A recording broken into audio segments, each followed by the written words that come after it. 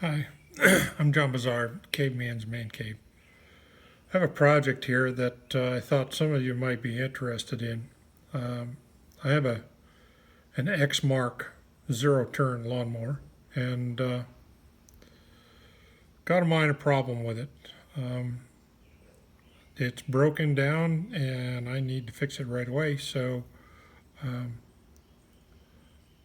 I need to move forward on this and move very quickly. But on the other hand, some of the problems that I found with this, I thought I would share with my viewers, which aren't that many, but I thought somebody might find it interesting and helpful. So here we go. Okay, so here it is. This is the spindle out of the right-hand side of a 42-inch Exmark zero-turn mower. And, well, had a little problem when I was running it.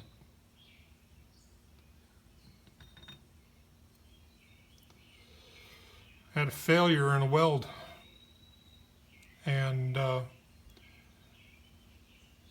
from what I can tell, the weld itself was not a good weld. I won't get into a lot of details on that, but anyway, it broke. And you can, if you look closely, you can see that I had a devil of a time getting the nut off. Okay, I had to get the nut off to get this off, and in the process nicked up a couple of places on the housing because trying to do that with a 4-inch angle grinder with a cutoff wheel in it, and it took me a while to do that. Here's the reason why I had to do it that way.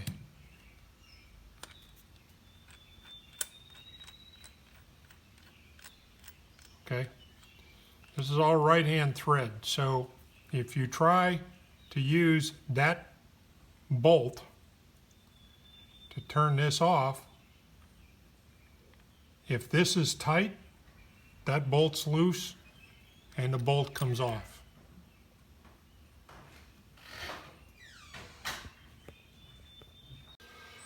Okay, so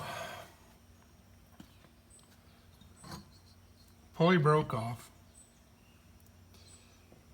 Trying to take it apart. I don't dare use this.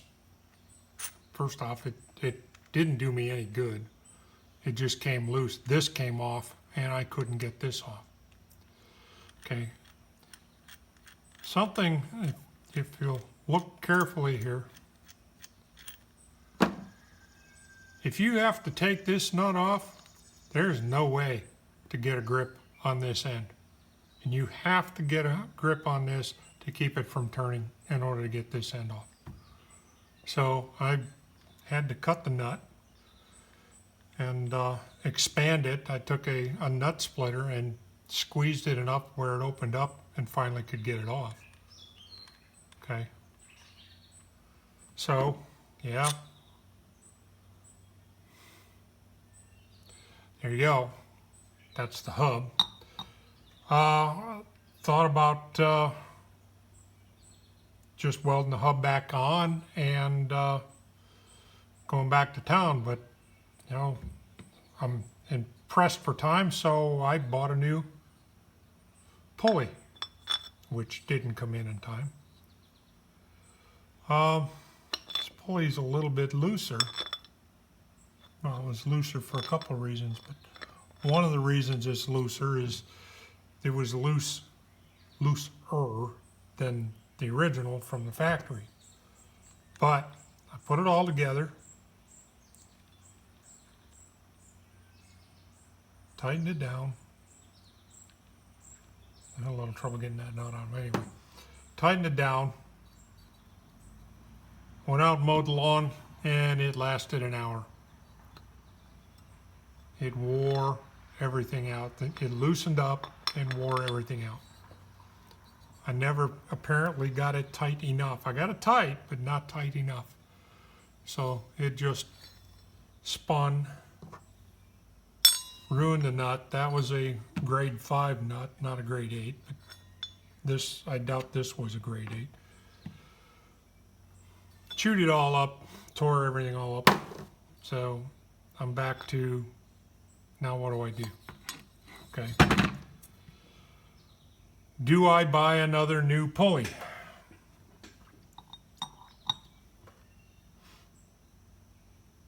If I do, I'm buying the same problem.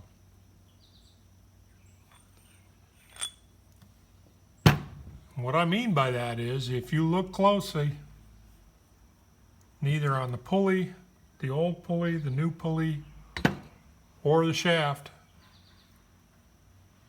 there's no keyway. There's nothing other than the friction of the contact between the nut, the pulley, and the top of that bearing. Basically, what I've got to do, I've got to do a little weld build up here to repair this, bring it up. I'm not going to put a keyway in there. I am going to do something different than what was done here. Okay, but I need to bring this up to size so that everything fits the way it's supposed to. My plan is, I don't know if you can see this, but yeah, you can see it pretty well. I'm going to make my own hub, my own design. Essentially, it's going to be a tapered fit, a tapered bushing inside here to fit down against the shaft. This is the diameter that I've measured on the shaft, the 0.667 inches. And I will have to bring that shaft back up to size in the area that it's undersized because of wear. And then I'll have a taper here. That taper is, as you can see here, it's 50 thousandths per inch. Okay. Why did I choose that taper? Actually, it's pretty simple. It's something that I can easily set up on my lathe and control that taper. And I'll use the same taper on the inside because it is a mating part. The existing hub is 700 thousandths thick. I'll leave this so that it's sticking out a little bit, and the overall hub on my new one, including the bushing, will be 700 thousandths. Of course, all of these are my designs. This is to fit the existing hub. It's recessed 1/4 of an inch, and that allows some material to stick up out so that it can be welded. And I'm going to weld on this side as well, so I'll have 2 weld beads instead of 1.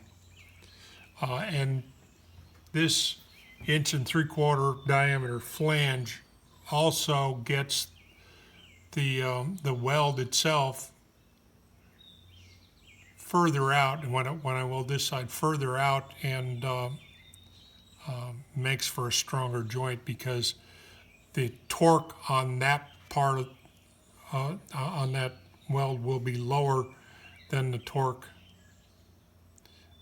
if it's in here. Am I saying that right?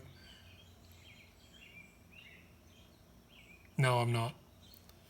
The torque is still going to be the same, but the stresses on the welds with them being out here will be lower because the torque that the weld can tolerate will be higher, simply because it's further out on a larger diameter. This 1.13 it's the diameter of the piece that failed. It's that inside diameter, so it'll fit on that within a couple of thousandths, so it should minimize the run out. I'm not terribly concerned about run out on these things because the new parts aren't that great. I went to repair this one and found that out. If you look closely, the V-groove and this flange are, well, you can see it here. You have this lip here, which is from the original manufacturing process, but there's like 50 thousandths here and 20 or 10 over here. So this thing's doing this when it's running. So manufacturer didn't do a spectacular job of making that. So that tells me that the tolerances aren't that critical. That being said, I'm going to do my best to make sure it runs true. Anyway, so what I do not understand is why they don't use a keyway in here. I understand that the whole process, putting a key and a keyway in that, requires a few more machining steps. I get that, and that's money. I understand that. But the whole purpose of the key and keyway is to prevent this problem. It's a design that was developed a couple of 100 years ago to solve exactly this problem. I don't understand why the extra $3 that it would cost to make these parts was enough to remove that from the manufacturing process. Anyway,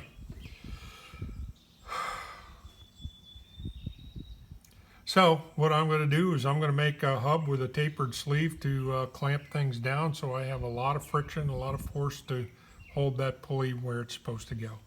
And I'm going to start with this one. I'm going to have to weld this shaft up, remove this. I'll have to glass bead that and remove that weld, and then put this in a lathe, face it off, deburr this, and put a chamfer on that. So anyway, that's the start. This is going to be a multi-episode project.